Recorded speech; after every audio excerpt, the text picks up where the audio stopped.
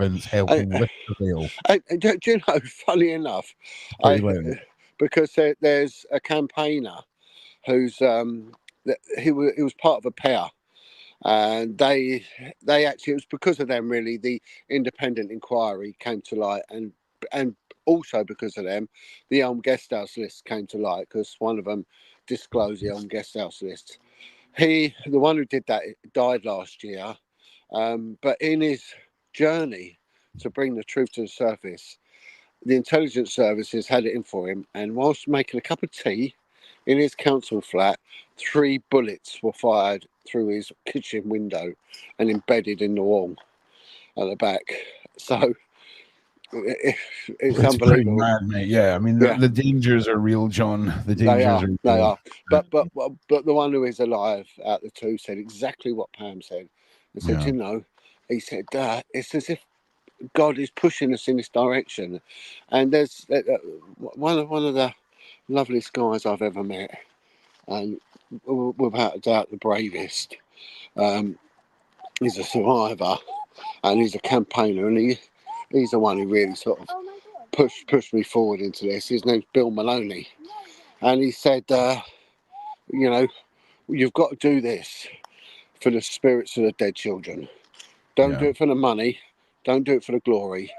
You do it for the spirits of dead kids. And anyone who does it any other way, they'll fall. So just bear that in mind. So yeah, so it's 1-0 to the spirits of all the poor dead children that died in this in this unfortunate scenario that went on. So hang on a second, we've got yeah, that's right.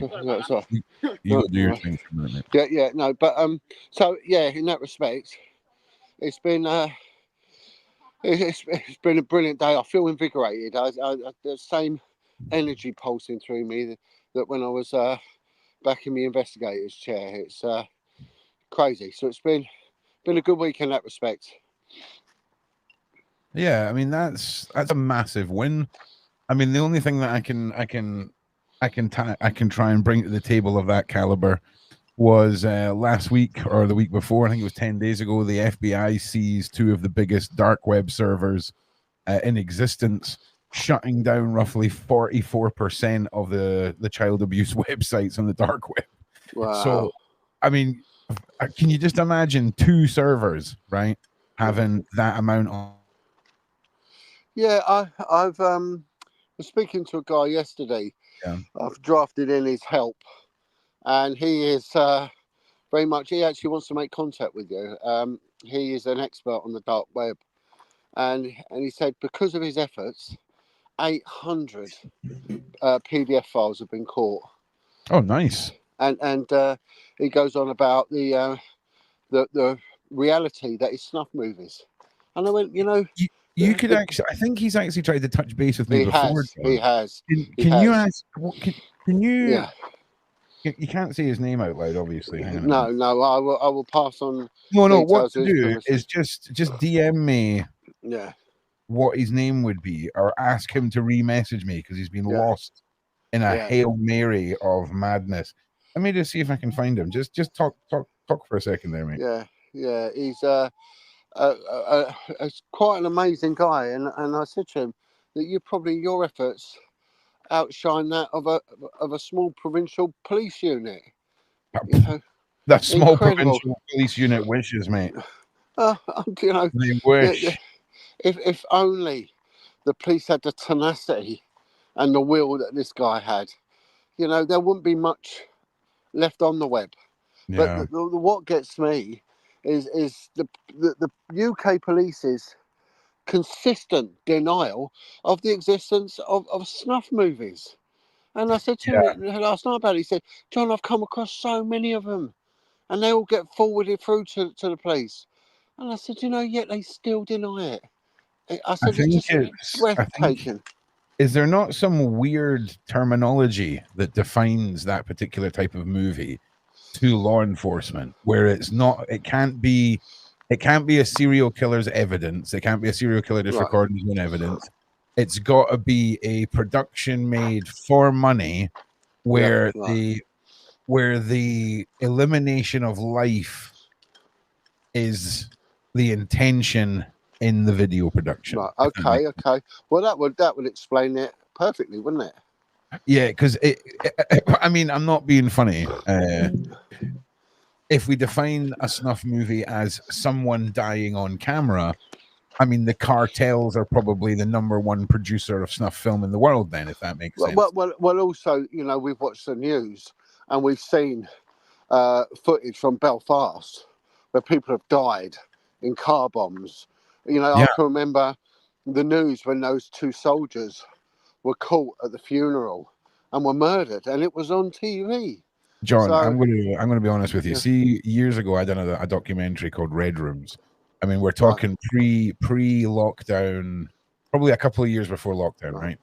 And there used to be a Reddit page, right? That was the only things that were posted were deaths caught on camera, right? And it right. was like industrial accidents, a steel worker falling into a big Yeah, vat of steel, and everything else, and you can imagine in between, right? And through the yeah. research of that, a lot of these places got shut down after the documentary came out. It was quite wild, Yeah, and one of the things I witnessed, John, right? And the only reason I mention this is it's rarely do you see a human body traveling. So this guy basically ran out of a railway station in front of yeah, a hypersonic train right, and yeah. was just it was like he was Vaporized. no, it was the opposite. Right, He was boinked off the front of it, right? right. And it was just unreal, right? And the only because what I couldn't understand, John, was this huge community of people that were into this gore, like this real life gore, you know, Well, and I it, was it's on. it's quite I it left a lasting impression on yeah, me, and that was with no sound. There was yeah. no Well, chainsaws well, or anything. well. This guy, it was. Part of my job description when I was a detective for 2 years on a road death investigation unit. Oh God, So all these traffic units, and I mean, we would have to go around and requisition the CCTV footage. And to be honest, we just went to bus companies, and that was it. It was all on the bus companies, on the buses. But we'd get the moment of impact, whether it be someone in a yeah, motorbike or a pedestrian or whatever, and you'd watch it, and we'd all sit around and watch it. So someone said, "Look, got one," and then but it was so sterile, and they go, "Right, that's it. That'll be the money shot, and it'll be the moment that life is extinct. yeah, Bang! Someone just getting a head smashed off or hitting a lamppost at 70 yeah. miles an hour. Bang! That's it. Life extinct. Bang!" Did And you it ever? was, Did you ever oh, see? Because I imagine in that specialist team, there's a lot of that. But yeah, did you ever see the documentary about the train drivers in the UK and the amount of homeless people that step out in front of trains and yeah, all that stuff, and yeah. the psychological damage to the train drivers? Like it was a Well, well, harrowing watch, dude. It was a there, harrowing watch. there's another level to that, right? Uh, because some train drivers don't report it. So, Oh, yeah, in a built-up environment, you can't avoid it. The detritus is going to be there for everyone to see. But you've got these, swathes of the UK where you've got level crossings and you've got high-speed train links, and it's just fields, and yeah. they tend to be hotspots for these suicides. And what the people will do will just lay on the Lay on the track, track. Yeah, put your head in wait, the track. and Yeah. of course the driver, it's too late. But It's what not even that it's too late, John. It's like there's no chance. yeah, There's no nothing too you can late do. because So, but there's no what way. where the twist comes is the drivers don't say anything because instantly they're on a suspension. They have to then take a 3 month sabbatical. If it's their third one, they get pensioned off, right? Wow. Right. And I know their money's good, and it is good, but their overtime's better.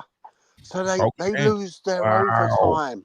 So a lot of them say nothing because they lose it. And so I said to someone from the train company, "Well, how do you know?" And they went, "Well, when the train's going to be cleaned and jet washed underneath, you'll find a bit of a leg or something like that, a bit of a torso stuck under there.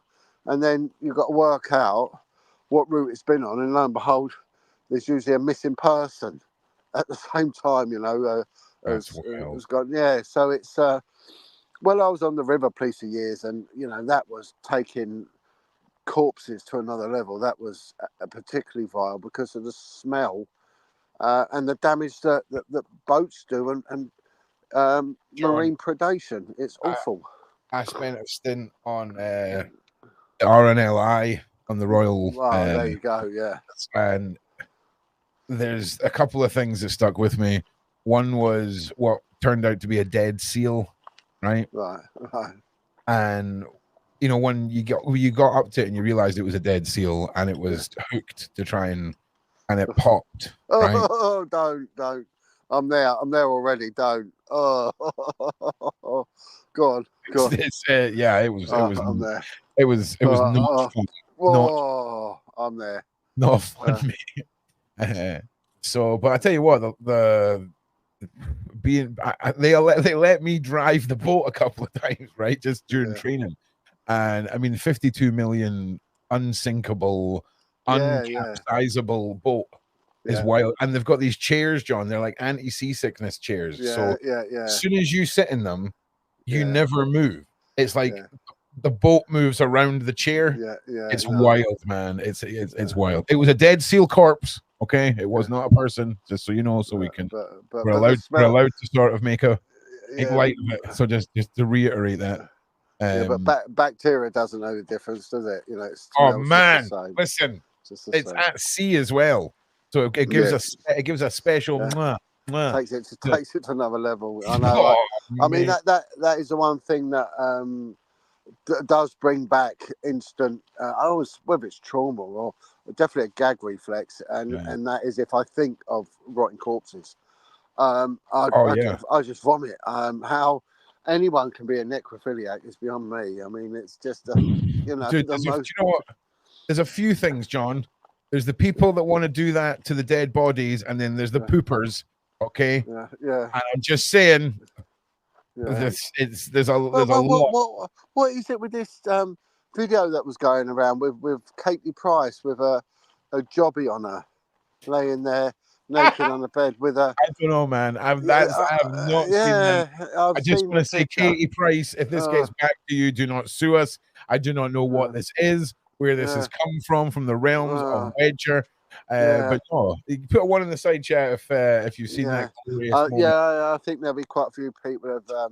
But if it is her and it does look like her, what's going through your mind, woman? Have a bit of dignity. A jobby. A jobby. I mean, jobby. I'm with you. It's dead people and jobbies. You can. Isn't that called tarmacking? Tarmacking. Yeah. Oh man, probably. We are learning things here tonight, ladies and gentlemen. We are learning things here tonight. So listen, let's just touch on this, right?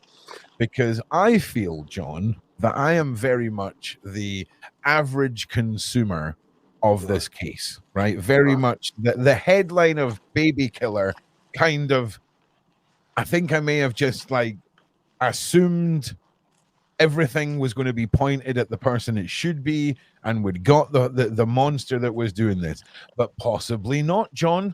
I'm not saying either way what I think. I'm just saying there's a lot of chitter chatter right now of fresh appeals and notes. All this. Do you want to have a wee? Do you want to? Well, I started. This was one of the two things that post last week that I look into. Now, one was, is it Luke Matthews? A case of Luke Matthews? No, it's Luke somebody. It's Luke. Anyway, Mitchell. Luke Mitchell. Luke Mitchell. That's right, and Lucy Letby. Retrial. Anyway. I started having a look at Luke Mitchell because there's stuff that does tie him in the evidence to SRA. About a day later, I get a message through from someone. Can this person be in touch with you? They're a barrister. Anyway, it's Luke Mitchell's barrister, and says, John, if you're intending on doing anything on Luke, can you hang fire till you speak with me. There's stuff you need to know. So I hopefully in the week, I had a quick conversation with him. Seems a sound guy. Uh, he's got some information. There is a book on it as well. So I'm going to get myself a bit well read Yeah, good. on it before I make any sort of assumption or comment on it. Speak to his legal team, and it might be that even his barrister is prepared to come and join us on the chat. That would be amazing. So taking it to that professional level. So I stood back on that. Anyway, I started looking at Lucy Letby, and I was thinking, wow, it's a bit like the McCann case all over again. You've got people, front bench MP David Davis.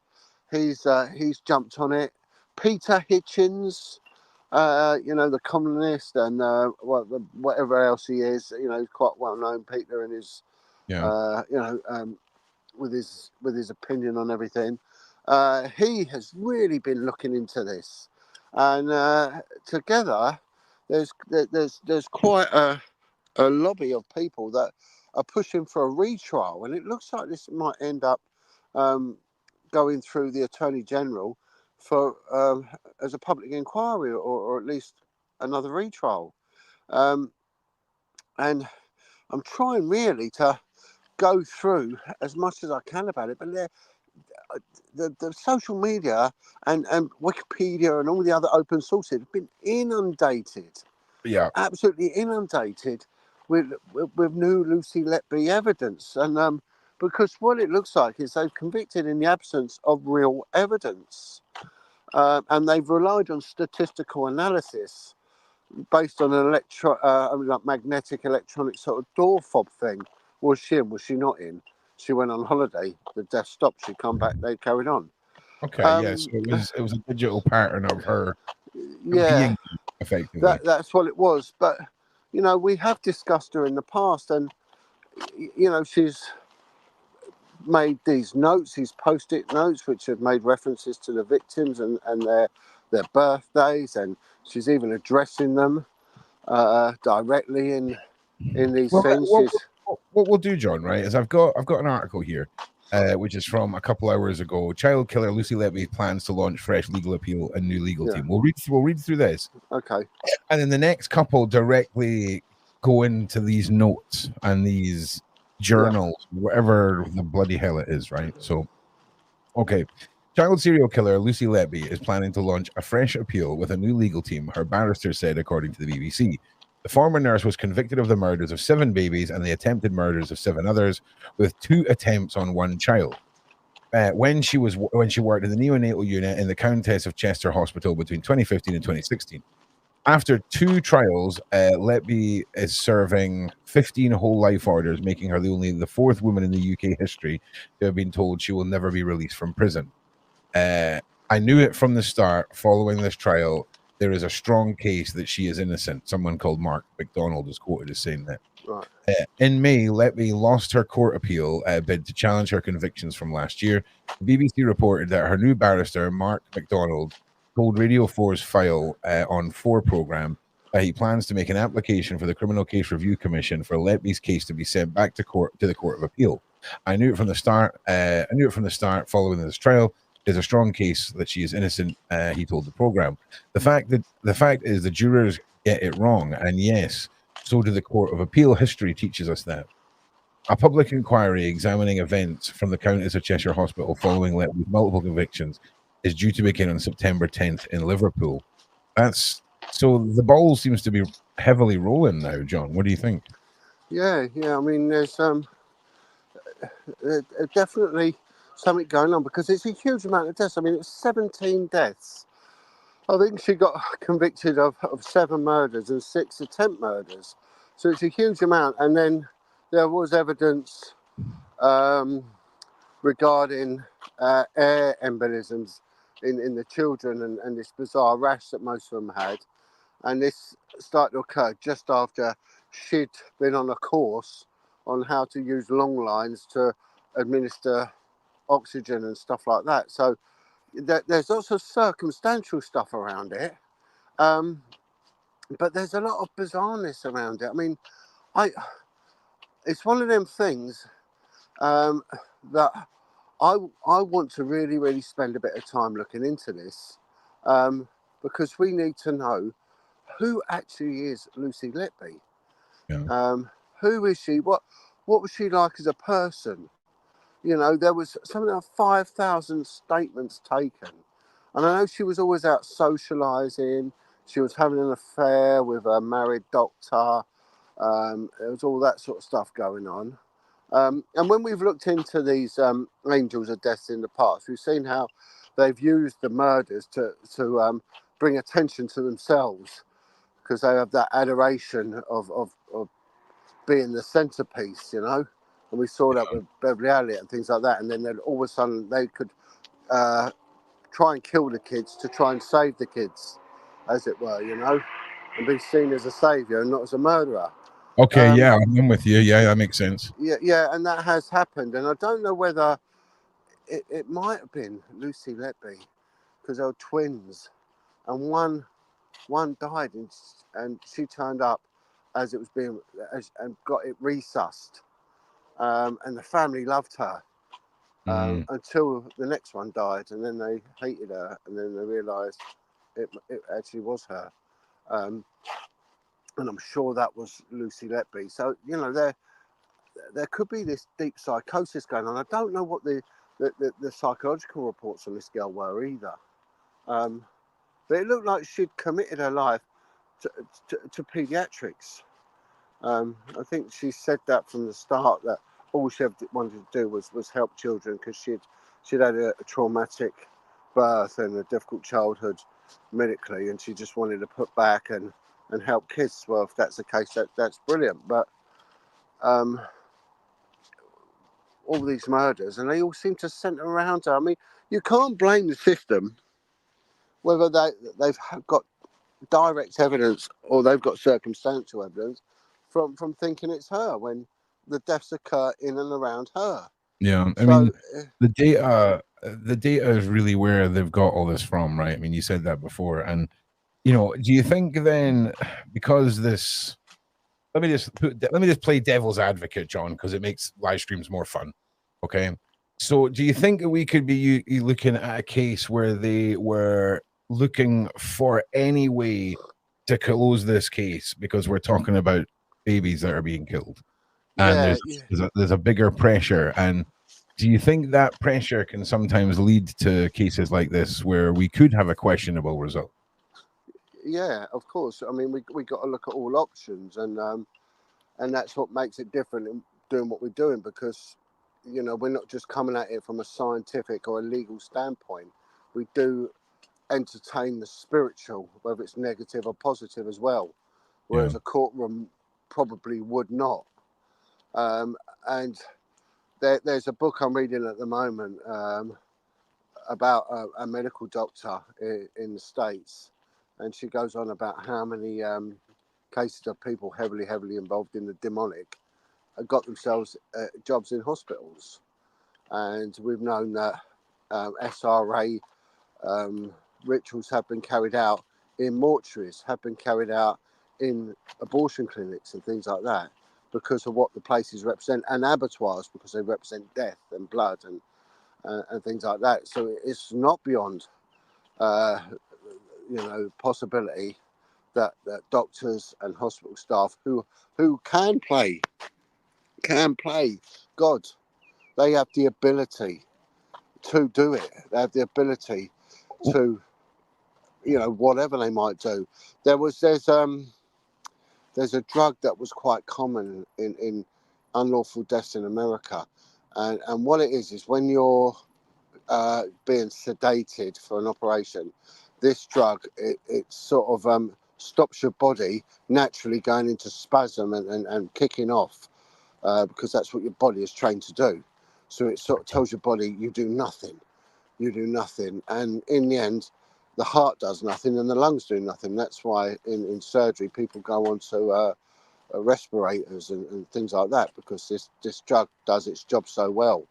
oh And wow, they have found it as probably one of the number one causes of unlawful killings in hospitals, that this has been administered in cannulas and drips and all sorts of things. I can't Well, remember the name of it. we've spoke so many times about PDF files Yeah, who get jobs in fairs and teachers and all this kind of stuff. yeah. It's just going up the intelligence chart, really, isn't it? Of From course it is. fairground worker to surgeon, you know, and everything in between. Yeah, of course. And I mean, Boy Scout leaders, priests. I mean, we only 2 days ago we were discussing a band of doctors who might or might not be paedophiles, child yeah. killers, whatever. You know, so you are going to get it, and look at police corruption. You know, look at police. Get yourself, become a police officer. You'll never have to pay for drugs for the rest of your life. You know. It's not, yeah, it's yeah. And I knew guys where that was the case. You know, and so it was just where things are always going to be open to abuse. You're always going to get that, and whether or not Lucy Letby was part of it, and then decided that enough was enough, and basically that was a warning, a bit like a Masonic warning, you know. If you say Well, anything, you will have your throat cut out, your guts cut open, and whatever. I don't know. Possibly. well, look, let's jump into this, right? Let's just go into this with a clean slate just now. So we're gonna Lucy Letby's "I'm Evil" so-called confession notes were written as part of therapy. Now, I believe these notes were a key, crucial piece of evidence that was used in the case. Criminology experts dismiss child killers' notes as meaningless and of no value as evidence, which I believe they were. So let's jump into this a little bit. Personal notes. Oh, sorry, Nico John. I would say they're relevant. Now, how relevant? They're circumstantially relevant, and it's open to argument, and that's why we have defence and prosecution. But if I was putting a case together and I've raided someone's home, and in the course of a murder investigation, I've found paperwork saying I'm a killer, I hate people, I hate this, I would think that is good corroborative evidence. It's not a case winner, but it's getting there. It makes sense, you know. It makes sense that if these notes are found here. But well, let's. I mean, here's one of the notes here. Okay, we're gonna read on in this because I'm already pretty freaking hooked on this. Personal notes that helped convicted child killer Lucy Letby were written on the advice of counselors to help the nurse deal with extreme stress, it has reported. Interesting thing, John. I mean, have you ever heard of a murderer, someone who's been accused of murder, being told to go and write about? Right. Well, I'm going to tell you, not so much a murder. When it came to the abuse of children, the kids were heavily traumatized, and our investigations could take 18 months to 2 years.